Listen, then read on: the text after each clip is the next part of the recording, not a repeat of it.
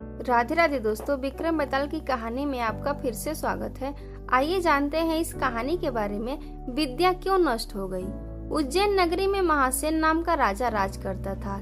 उसके राज्य में वासुदेव शर्मा नाम का एक ब्राह्मण रहता था, जिसके गुणाकार नाम का बेटा था। गुणाकार बड़ा जुआरी था। वह अपने पिता का सारा धन जुए में हार गया। ब्राह्मण ने उसे घर से निकाल दिया। वह दूसरे नगर में पहुंचा। वहां उसे एक योगी मिला। उसे हैरान देखकर उसने कारण पूछा तो उसने सब बता दिया। योगी ने कहा, लो पहले कुछ खा लो। गुणाकार ने जवाब दिया, मैं ब्राह्मण का बेटा हूँ, आपकी भिक्षा कैसे खा सकता हूँ। इतना सुनकर योगी ने सिद्धि को याद किया। वह आई। योगी ने उससे अवगत करने को कहा। सिद्धि ने एक सोने का महल बनवाया और गुणाकार उसमें रात को अच्छी तरह से रहा। सवेरे उठते उसने देखा कि महल आदि कुछ भी नहीं है। उसने योगी से कहा, महाराज, उस स्त्री के बिना अब मैं नहीं रह सकता। योगी ने कहा, वह तुम्हें एक विद्या प्राप्त करने से मिलेगी और वह विद्या जल के अंदर खड़े होकर मंत्र जपने से मिलेगी। लेकिन जब वह लड़की तुम्हें मेरी सिद्धि से मिल सकती है तो तुम विद्या प्राप्त करके क्या करोगे। गुणाकार ने कहा, नहीं, मैं स्वयं वैसा करूंगा। योगी बोला, कहीं ऐसा न हो कि तुम विद्या प्राप्त न कर पाओ और मेरी सिद्धि भी नष्ट हो जाए।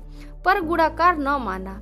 योगी ने उसे नदी के किनारे ले जाकर मंत्र बता दिए और कहा कि जब तुम जप करते हुए माया से मोहित होगे तो मैं तुम पर अपनी विद्या का प्रयोग करूंगा।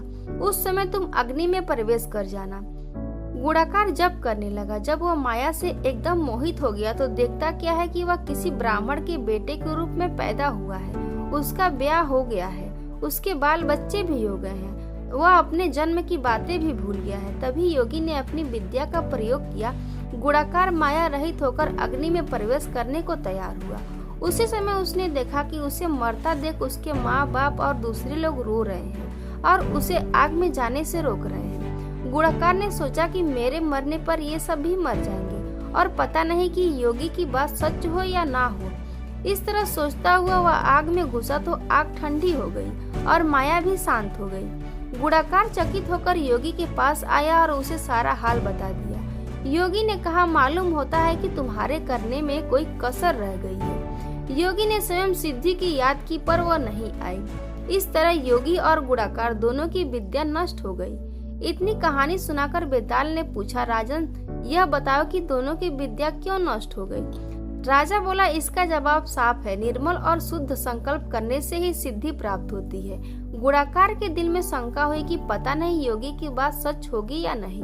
योगी की विद्या इसीलिए नष्ट हुई क्योंकि उसने अपात्र को विद्या दी। राजा का उत्तर सुनकर बेताल फिर पेड़ पर जा लटका। राजा वहां गया और उसे लेकर चला तो उसने यह कहानी सुनाई। दूसरी कहानी सुनने के लिए हमारे चैनल को सब्सक्राइब करें और वीडियो को लाइक करें। मिलते हैं फिर से दूसरी कहानी लेकर अन्य वीडियो में। तब तक के लिए जय सीताराम।